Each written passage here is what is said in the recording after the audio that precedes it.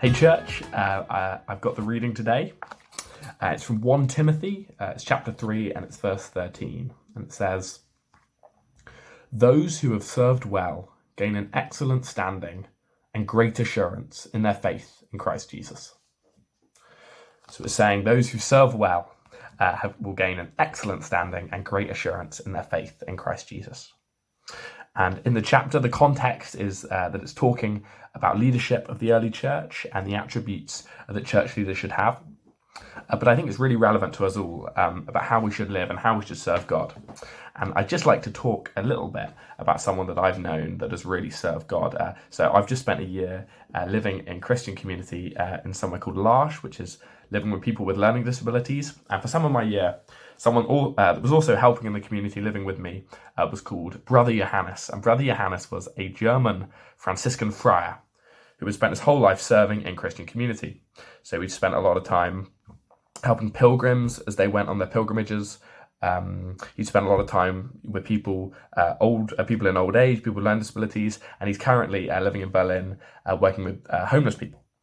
And all of this in the context of Christian community. So Johannes is someone that has lived his life with the goal of serving God. And I think Johannes' life proves how true this passage is, right?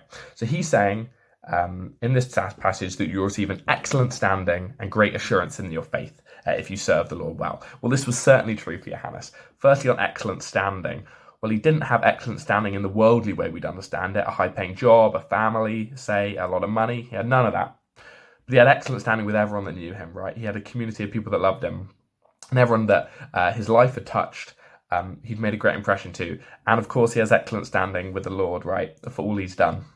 But also, he did have certainly great assurance in his faith through the life that he lived and all the serving of others that he'd done. He was the most joyful man I've met in my life. He was 60, but often I thought he was behaving, like a teenager in the joy and the way he was living his life. We went swimming in the sea together. He jumped in this freezing cold Scottish sea. I couldn't believe it. So this is a man living with great joy because of his great assurance in his faith. And I found him a remarkable person. And I felt it showed to me the importance that we should serve the Lord well, because we're going to receive excellent standing and we'll receive great assurance in our faith in Christ Jesus.